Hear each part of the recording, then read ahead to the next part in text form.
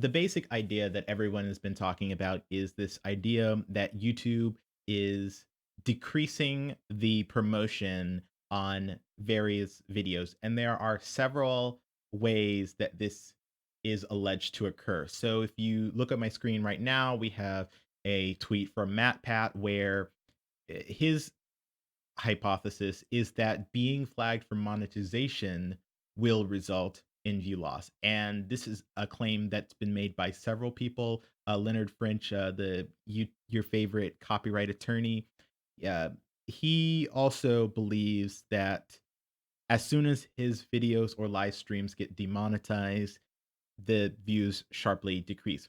Now, what I like about Matt Pat's tweet here is that he has some sort of data for this. So he shows on the real time views tab what the view velocity was looking like beforehand. He knows when it is marked as not suitable for advertisers, and then he can see the views after that. So what I like is when people have some sort of understanding of the data involved. However, I what I want to discuss is there may be other explanations that we don't know about. And so I think that we need to, as a community, collect more data on how are our view velocities looking? What do they look like when our videos remain monetized versus when they get demonetized? Because, for example, if every video has a certain amount of traffic in the first X hours and then it decreases after a certain period of time, regardless of whether it's monetized or not, then being marked as not suitable for advertisers wouldn't necessarily make the difference here.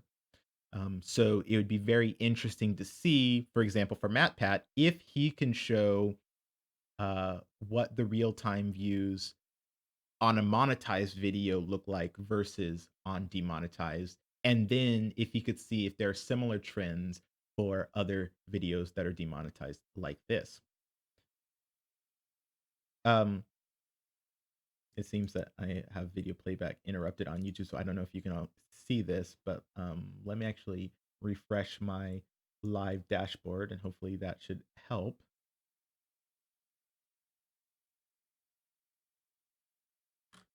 Hey there. So I do seem to be online. Okay, good deal. Okay, so the next thing that I want to say is it's not just people saying that this is because of the advertiser unfriendliness or demonetization. So Little V Mills had a video, a kind of a rant discussing this. The one where Little V rants about YouTube. So that's something you should definitely check out.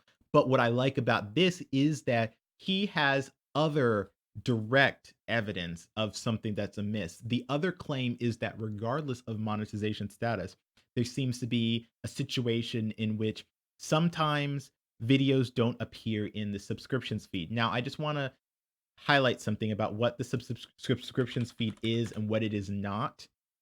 If you go to youtube.com and you're looking at this homepage, see how this homepage is red? This is not your subscriptions feed. You can be shown videos from people you are not subscribed to here, and not everything from people that you are subscribed to shows here. So this is not the subscriptions feed. The next thing, this notification bell here, this is also not your subscriptions feed. You will not be notified of all content by everyone you're subscribed to unless you ring the bell, which is why everyone asks people to ring the bell. When we're talking about subscriptions feed, we're talking about this little button that says subscriptions here, and the URL is going to be www.youtube.com/feed/subscriptions. This should be a chronological listing of every video released by every channel you're subscribed to.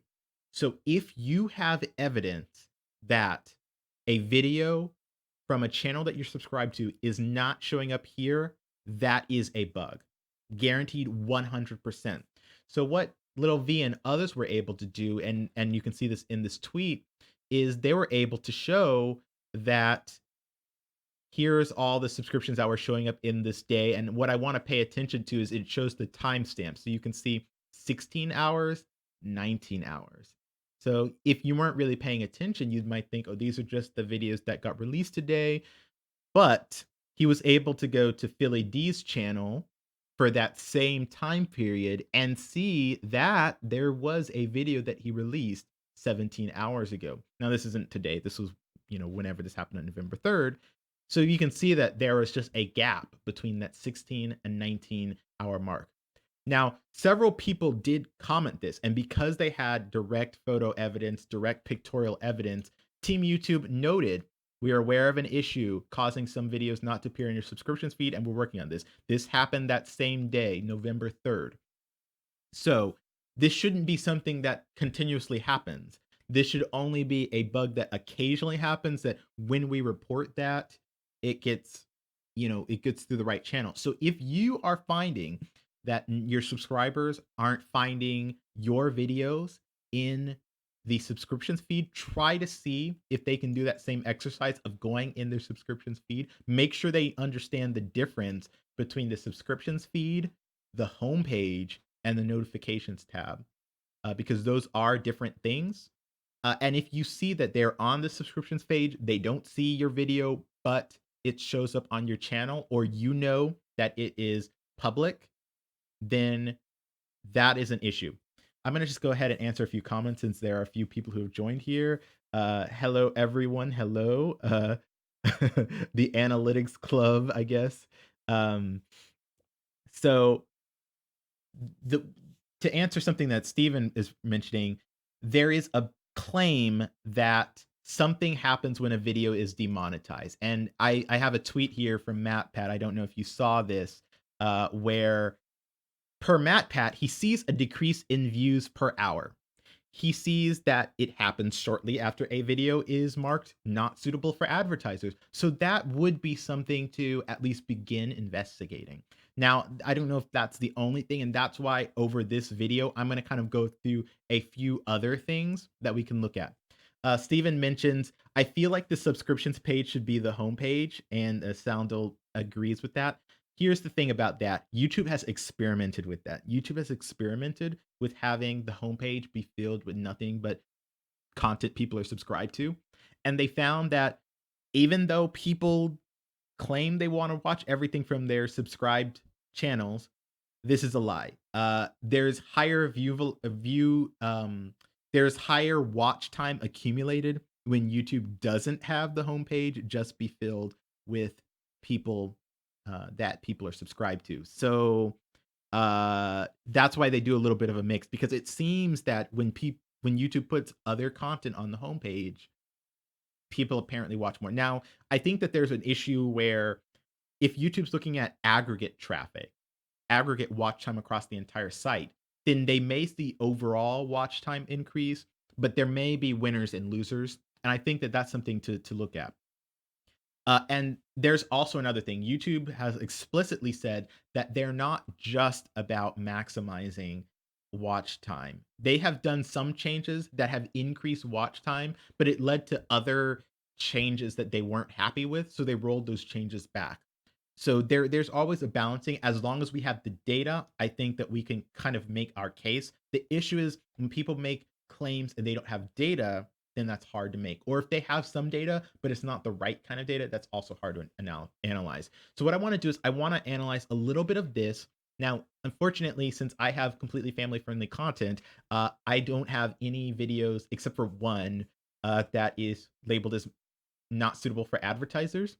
This live stream almost got labeled not suitable for advertisers because the title originally said, "Is YouTube killing video view velocity?" But then I changed it to no longer notifying subscribers, and that got fixed. So don't use kill in your title. Now, if my video gets demonetized right here because I just said the word kill, then we'll know that. One thing I will say about the advertiser friendliness bot is it's very immature.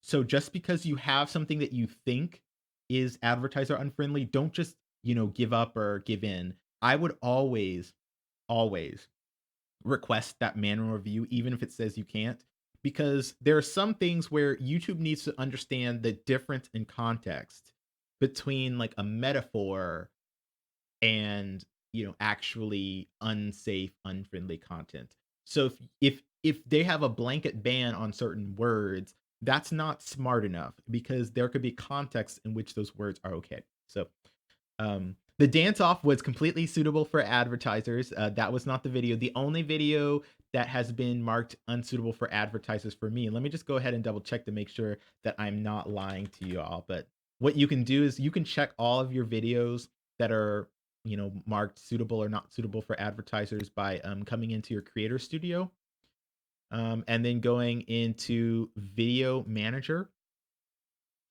And then there should be a view. Instead of newest, you do limited or no ads.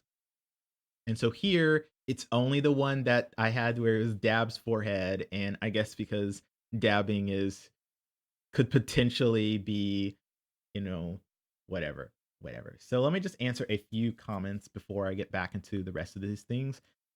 Too many edits. I like having not subscribed content on the homepage because I don't watch all this stuff from my subscriptions. I like to see content. Yeah, so a lot of people they don't like it when their homepages are filled with just their subscribed people. So it seems like there's definitely different viewer behavior, but overall, um, YouTube has found data that including non-subscribed content on the homepage is better. And plus, it's better for you because you probably have more non-subscribers watching your videos than you have subscribers. I mean, think about it. YouTube is like billions and billions of watchers. Unless you have billions and billions of subscribers, most people on YouTube are not subscribed to you. So getting that traffic is a good thing. And we'll go through a little bit of that as we go on. So what I wanted to do is so YouTube is willing to investigate stuff if they have data. But what we need to do is we need to come up with intelligent ways of presenting this to them so that they know exactly what to investigate. So screenshots where we can see this video is clearly on their channel and it's clearly public, but it is not showing up in the subscriptions feed. That's gold. This view velocity thing, I think that this is a good start, but as we go through, there's going to be some more data that we want to do. The problem with this, as we're going to get into, is that your live real time analytics. So, just to explain, um, MatPat was able to get this from the real time views. You can see that on the Creator Studio app for mobile, or you can go into analytics for real time. The deficiency of this the weakness of this is that it only shows the last 48 hours and the last 60 minutes. So, for example, me, who has been kind of bad about releasing videos recently, my last video is from November 12th. So it doesn't show me the first 48 hours, November 12th through November, 13, whatever. It shows me the last 48 hours. That's today and yesterday. And so obviously not a lot of people are watching those. And so the view velocity just doesn't look right. What MatPat was able to do is he was able to see as it was happening what the view velocity is like, and that's what we would need. Now, since I don't think everyone's going to have that, I have a tool that I'm going to discuss later that might be able to help us out a little bit here. I just wanted to highlight another thing. This is happening in all different genres. So it's not just controversial people. It's not, just some types of content. Rashad EB had a tweet saying that he was pretty disheartened that some of his subscribers don't even know about. And I think that someone actually responded that they had a comment on one of their videos saying, "It's great that you're releasing content again." And they wanted to say something like, "But I've been releasing, weekly." I think that was probably in Little V's video here. So it's something where it's definitely an issue that people are noticing. Now, what I suggested to Rashad was, would you be able to take a screenshot of your traffic sources report, including a time frame for when you saw the decline? I'm interested in seeing if the drop is happening in certain sources. So because I don't think that Rashad or any of these people who are noticing this decline in traffic were like MatPat taking pictures of the real time views as they were actually happening. We have to kind of reconstruct the data. And so I'm going to show a few ways that I think we can do that. The first, so as I mentioned, this real time views is limited in that we only can see the last 48 hours, the last 60 minutes. So what I wanted to talk about was another tool, Morning Fame. This is a third-party tool. And in the description, I have a link that you can subscribe under me to get 1 month of Morning Fame for free because it has that kind of invite only sort of thing. And so one of the tabs is velocity. And what velocity does is it tracks the first 72 hours of every video as they're happening. So it's not the most recent 72 hours. It's the 72 hours since that video was first published. And then it tracks by whether you're, the date that the video. So these are my most recent ones. Or I could do is what was my most successful video in terms of view. And what I can see is it compares to all the other videos that it's tracking. I don't know how many videos it's tracking right now, but it's not all of them. It's just a lot of them.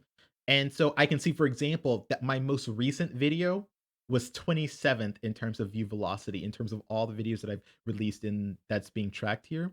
And so what would be interesting to see is you could use morning fame to see, are my most recent videos not getting as much view velocity as my older videos? If we saw a pattern like that, I mean, obviously we would have to evaluate, are you doing less popular things now than you were in the past? For me personally, I would have to say that a lot of my most recent videos aren't getting as much traffic because I haven't released my formal cover stories. My latest new cover story was this High Swap Final Spice, which was eighth in terms of view velocity. So that's not too bad.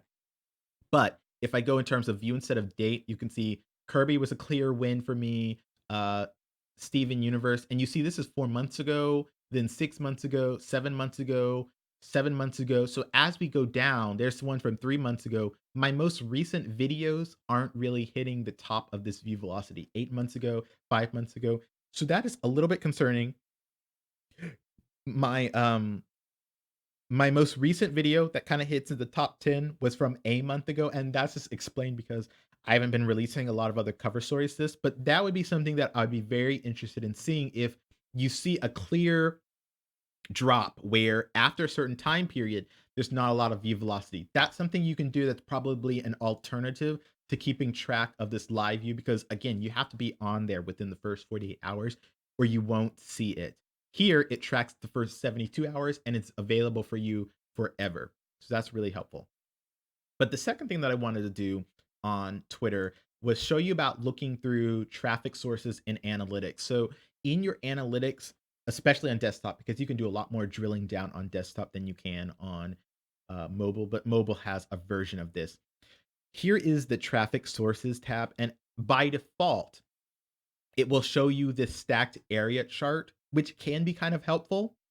But what I want to see, and I think would be really helpful, is if you switch to this multi-line chart, you can see as certain traffic sources become more or less popular. And then what I also do is I do a show totals, which will give you a black line on top, and that will show you if overall your channel is doing better or worse over time. So you can also change the time frame. By default, it's the last 28 days. You can change it to the last 90 days. You can change it to the last 365 days, but if you change it to the last 365 days, I would change this from daily to weekly or monthly just because it'll take a lot of time to present it on a daily basis. But what we wanna see here is, do we see in total, is there a trend in terms of traffic? Here, I was releasing more cover stories here than I have been recently, so the decrease is kind of expected. But at the same time, it's not a precipitous drop off here. So if I've been hearing people saying things like Rashad says, I don't know if he has a time frame for it, but if he did, I would be very interested in him coming in, looking at the time frame, and then seeing something like that. He's also comparing to Undertale, so those were quite a while ago. He might either want to look at 365 days, or you can do a comparison group. And then with the comparison group, you can compare, say, one time to another time, but it doesn't show you this fancy graph if you do it that way. I'm going to jump back to 28 days just so I can show you a few things that are interesting here. What we can see here is that by and large, suggested videos and search YouTube search are the highest traffic sources for me. And I would anticipate that for topically focused creators where you have a clear and defined keyword, for example, video game music covers where you know the title of the game, you know the title of the song. I would imagine that suggested and search would be the highest traffic sources. The problem is if you're experiencing a decline in these traffic sources, That's not necessarily YouTube not promoting it to your subscribers. That's just YouTube not promoting it in general. This third traffic source, browse features, is where things get a little tricky because browse features, you can click down on any of these. These are all hyperlinks to see what's comprising them. So if you click down on suggested videos, you would see which videos were suggesting yours. If you click on search, you would see which search terms are driving yours. When you click on browse features, you will see the following features that YouTube tracks. There's the homepage. So the homepage, let's just, get it clear. The homepage is youtube.com. So if we go back there, I'm now in the old version. That's really annoying. Um, Let me get this back into the new version. The homepage is youtube.com. So that will show up in browse features. The next thing is subscriptions. This is youtube.com/feed/subscriptions, like we were talking about. Um, then the next thing is watch history. So if you come over here, some people watch from their watch history. And then it should also have watch later if they clicked that they want to watch your video later and then successfully watched it later, it would show up there. And then there's liked videos. So every time they like their video and then they watch it from the liked videos, it'll show up there. Now, the interesting thing about this is this these traffic patterns are different for subscribers versus non-subscribers. So as I mentioned before, home tab can show for both subscribers and non-subscribers. So if we click down again, what we can do is it'll show by default geography, but we can also click through to subscription status. So we can see that by and large, browse features home, 82% for me of watch time is coming from not subscribers. So what that means is home is actually benefiting me. It's beneficial for me that the home tab is not just people are subscribed to because I'm getting a lot of traffic from visitors through the home tab. And then another 20% of people that are subscribed to me see my videos through the home tab. So if we just back up a level, and then I want to go back to traffic source so I can see it. If you look at subscriptions, on the other hand, and you do that by subscription status, it should be no surprise that 100% of your subscriptions tab traffic are from people who subscribe to you. If you do see traffic from people who are not subscribed to you, then that probably means that they unsubscribed to you, but they were still being kept in there. So one person who probably unsubscribed to me but still watched something on their subscriptions feed before they unsubscribed. So if we go back, there's another way for us to look at that. Instead of doing the filter like that, what you can do is up in the top here, there's a filter for what it's showing. So currently it's showing both subscribed and not subscribed. I can flip that over to subscribed, or I can filter that over to not subscribed. When we filter this over to subscribe, it shows that browse features traffic mostly comes from subscriptions is such a hard word to say, guys. Most of the traffic, 68% comes from the subscriptions tab, then 23% comes from the homepage. If we flip that over to not subscribed, then it flips. 81% comes from the homepage, 15% watch history, 2.9% watch later, 0% from the subscriptions tab. So if I go back to that top level, you can also see based off of not subscribed or subscribed for all the traffic. So if we look at not subscribed, here are the people who are not subscribed to you. Most of them are coming from suggested videos or search, which you would expect. Random people would search, they'd find you, they'd watch, that's how they'd find you. Playlists, then browse features, which we discussed mostly homepage for non-subscribers is at 11%. Then you have external and it kind of goes down from there. If we look at subscribers, which I think this is going to be really helpful for seeing if YouTube is doing something on an official basis. What you want to see is this browse features we know is mostly subscriptions tab. So if we can see ebbs and flows in this, that'll be very helpful. Playlists, suggested videos, channel pages, notifications. If your viewers aren't getting notified, as I mentioned, notifications are opt-in, not opt-out. So unless they've rung the bell, they will only get some notifications for the channels that they're subscribed to. So notifications, you probably, if you look just now, they should probably be a very low percentage of your traffic, and they should have always been. I don't care what time frame you had, they should always have been a low percentage. So when people say my subscribers aren't being notified, if you're hoping that they get notified through either the notification bell or through emails, that should historically and presently be a very low amount of traffic. Um, so then the one that I really think we should be paying attention to is browse features. Now, there is a little bit of a hiccup. Let me just see if I actually lost all of you guys here. No, I'm still on. It's not showing me correctly on the dashboard, so I don't know what's going on there. Um, so if we look at browse features, there's one critical issue that I think we need to pay attention to. There's going to be natural spikes here, and the spikes probably should align with when you're releasing videos. And so, unfortunately, while we have this pretty graph that shows us all the lines here, we cannot see when we release our videos. You see how they had this little videos published section, but it's not available when we have all of our bells and whistles. If we go to a line chart and we remove the filter on subscribers, then what we can do is we can put a compare metric for videos published. And what that does is it outlines when did you publish a video or multiple videos, in fact, versus the overall traffic. The thing I don't like about this is because you can't filter for just subscribed, it's mixing in all the non-subscriber traffic. So you're going to have to either do your own overlay and see how does that work make sense for you, or you're gonna have to kind of go back and forth. What I typically do is I open up a second tab here. I just open up a second tab,